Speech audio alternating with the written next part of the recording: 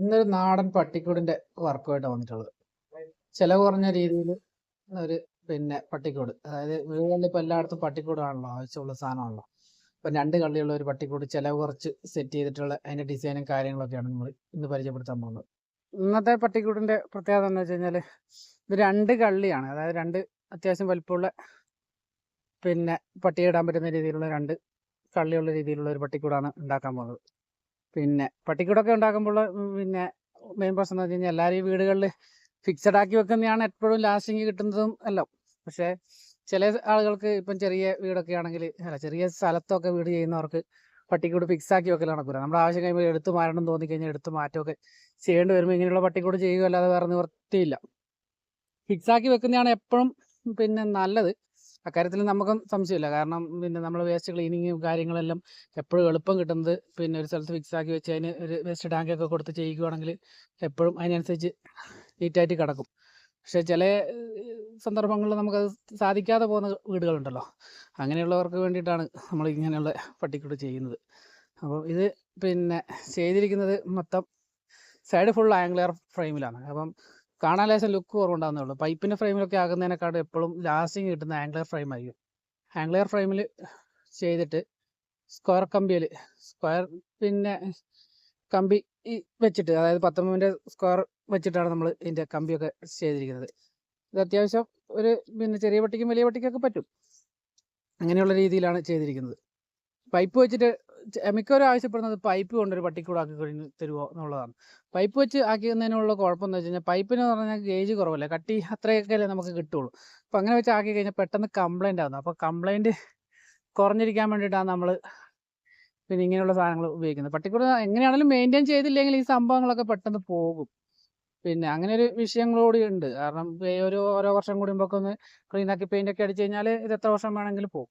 ഒന്നും ചെയ്യാതിരുന്നു കഴിഞ്ഞാൽ ചിലപ്പോൾ ഒരു 3-4 വർഷം കൊണ്ട് സംഭവം എത്ര ചിലവ് കൂട്ടിയാക്കിയെന്ന് പറഞ്ഞാൽ സംഭവം പോകും. മെയിൻ്റെനൻസ് നമ്മളെപ്പോഴും ചെയ്തിരിക്കും. അതൊക്കെ ഒരു മെയിൻ ഘടകമാണ്. അപ്പോൾ അതൊക്കെ ഒന്ന് എല്ലാവരും ശ്രദ്ധിക്കുക. പൈപ്പിലുള്ള ആ ഒരു കാണാനുള്ള ഒരു ലുക്ക് ഇതിൽ കിട്ടില്ല.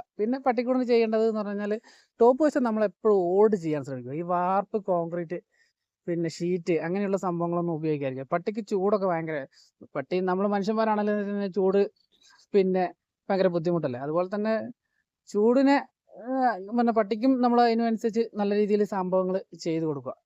അപ്പം അതിന് വേണ്ടി ഓട് തന്നെ പരമാവധി ചെയ്യാൻ തിരിക്കുക. അതായത് സെറാമിക്കൊന്നും ഓടൊന്നും കൊണ്ടിടരുത്, നാടൻ ഓട് തന്നെ ഇടണം.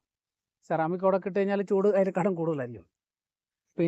നമ്മൾ പരിചയപ്പെടുത്താൻ മതി, ഇതിൻ്റെ അടിവശത്ത് ഇടുന്നത് ഫ്ലോർ മാറ്റാണ്.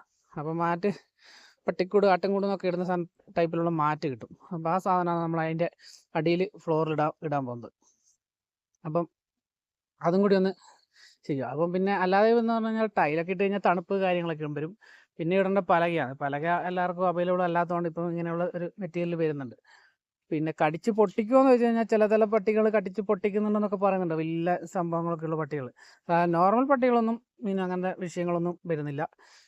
ഒരു സാധനം ഇത് തന്നെ, എല്ലാ സാധനത്തിനും ചെറിയ ചെറിയ കംപ്ലൈൻറ്റ് ഡാമേജ് ഒക്കെ ഉണ്ടാവില്ല. അതായത് പ്രശ്നങ്ങൾ 100% നമ്മൾ ഉറപ്പ് തരുന്നില്ല. ചില പട്ടികൾ പൊട്ടിക്കുന്നുണ്ട്, പൊട്ടിക്കാത്ത പട്ടികളാണ് കൂടുതൽ. പൊട്ടിക്കുന്ന സംഭവങ്ങളൊക്കെ ഉണ്ട്. അപ്പോൾ അതിനൊന്നും ചെയ്യാൻ പറ്റില്ല. ഇതിൻ്റെ മണ്ടയിൽ വേറെ എന്തെങ്കിലും സാധനം കൂടി ആഡ് ചെയ്യേണ്ടി വരും.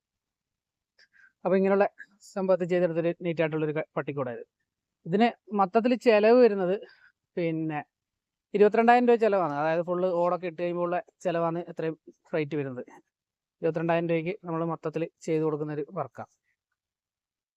അതിൻ്റെ കൂടെ തന്നെ പറയട്ടെ, ഇത് വലിയ പട്ടിക്കുള്ള കൂടല്ല. 2 കള്ളി ആക്കിയിരിക്കുമ്പോഴത്തേക്കും 3 അടി വലിപ്പമുള്ള കള്ളികളാണ് ആക്കിയിരിക്കുന്നത്. വലിയ കൂടല്ല, വലിയ പട്ടികൾക്കൊന്നും പറ്റുന്ന സൈസിലുള്ള കൂടുകളല്ല ഇത്. അപ്പം ചെറിയ ഒരു നോർമൽ പട്ടികൾക്കൊക്കെ ഉള്ള 2 ടൈപ്പ് 2 കള്ളിയുള്ള കൂടാണ്. അപ്പം അതിനനുസരിച്ച് വലിപ്പം വരുന്നതിനനുസരിച്ച് ഇതിന് വ്യത്യാസങ്ങളും കാര്യങ്ങളൊക്കെ വരുന്നതായിരിക്കും. അപ്പം സംഭവം എങ്ങനെയുണ്ട്?